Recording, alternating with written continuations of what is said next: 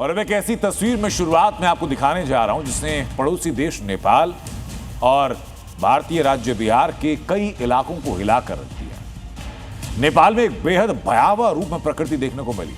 तिब्बत से अचानक बाढ़ आई, नेपाल के रसुआ जिले में भारी तबाही मचाती। सिर्फ रसुआ ही नहीं, नेपाल का टिमुरे बाजार, नेपाल का स्याफ्रू बेसी, ये आपको मैप के जरिए मैं दिखाता भी हूं। और इस मैप अगर आप जूम इन करेंगे तो आप देखें कौन कौन से इलाके हैं। ये नेपाल का हिस्सा है और नेपाल के इस हिस्से में जहां पर रसुआ गढ़ी है, तुसु है, बुसी है, रसुआ है, स्याफ्रू बेसी है, भोटेकोशी नदी का क्षेत्र है और टिमुरे बाजार है। इन 7 जगहों पर यह तबाही आती है और इन 7 जगहों पर तबाही में किसी को 1 सेकंड के अंदर समझ नहीं आता कि अचानक क्या हुआ। अचानक आए इस महाविनाश ने नेपाल को संभलने तक का मौका नहीं दिया। तबाही की तस्वीरें मैं दिखाता हूं आपको। गाड़ियां बह गई हैं। दादी के हाथों का जादू और खुशबू से महकता घर। MDH गरम मसाला, असली मसालों से भरा हूं मैं, क्योंकि हर रिश्ता है स्वाद से जुड़ा।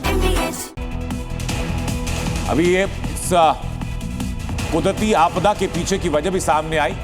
कभी भी पानी का विस्फोट मुमकिन है, ये कहा जा रहा है। एवलांच के साथ नेपाल में भूकंप आया, तबाही की आशंकाएं और बढ़ चुकी हैं। ये बड़ी खबर बता रहे हैं आपको, नेपाल में तबाही की आशंका और बड़ी हो सकती है। तस्वीरें और ज्यादा भयावह हो सकती हैं। एवलांच आया है भूकंप के साथ नेपाल में और अब झील में बड़े स्तर पर पानी फिलहाल अटका हुआ है और ये पानी अगर कभी भी रिलीज होता है, वहां से बहता है, वहां से आगे बढ़ता है तो तबाही और ज्यादा भयावह हो सकती है। ये तस्वीरें आपको बताने के लिए काफी है कि नेपाल में हालात फिलहाल क्या है।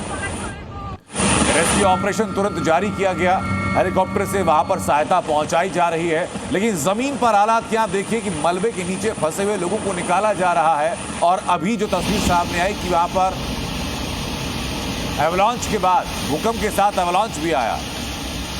ये 8 तस्वीरें मैं आपको दिखा रहा हूं।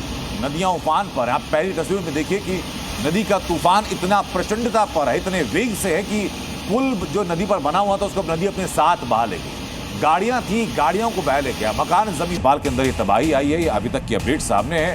भारी तबाही आई है। अभी तक हजारों लोगों के बारे में सूचनाएं मिल रही हैं कि उनको खोजा जा रहा है, उनके बारे में कोई सूचना मिल नहीं पा रही है।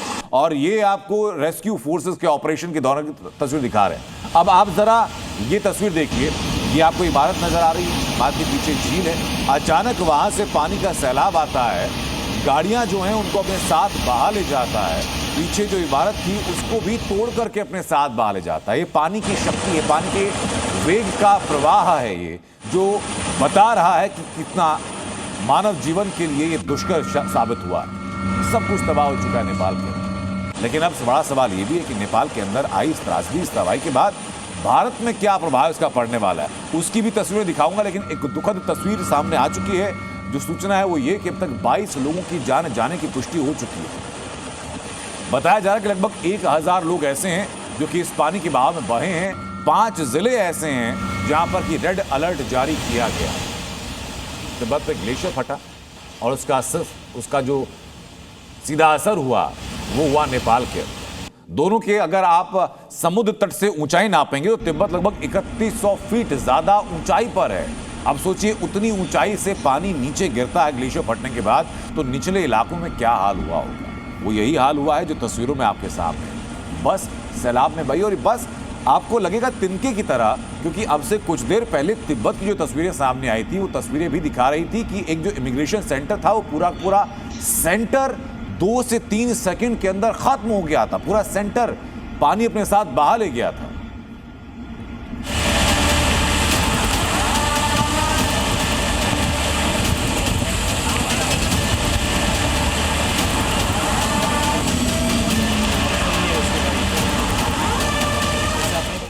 उफान पर भोटेकोशी नदी।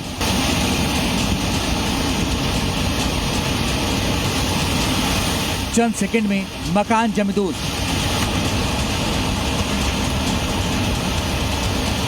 तिनके की तरह बही गाड़ियां।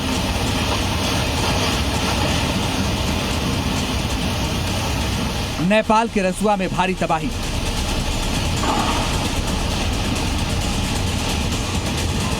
ये तस्वीरें नेपाल की हैं, जहां कुदरत का एक रौद्र रूप है जिसे देखकर किसी की भी रूह कांप जाए।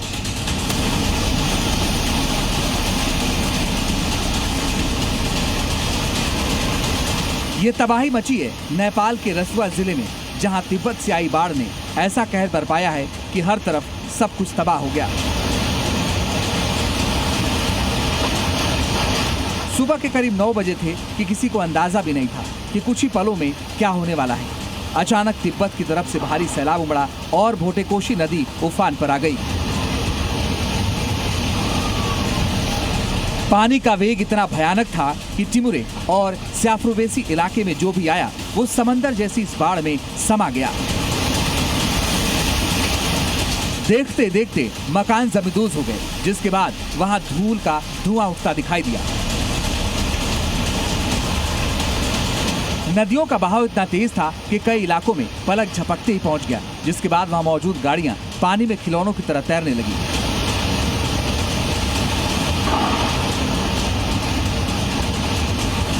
यही नहीं, 2 सड़कों को जोड़ने वाला नया नया बना पुल भी ताश के पत्तों की तरह सैलाब के साथ टूटकर बह गया।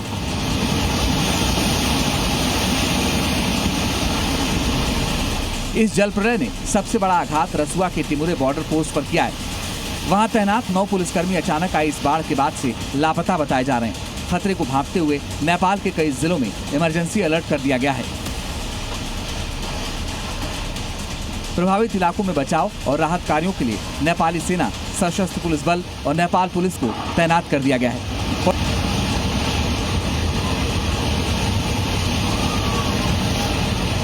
पड़ोसी जिलों से भी अतिरिक्त सुरक्षा बल रसुआ के लिए रवाना कर दिया गया है।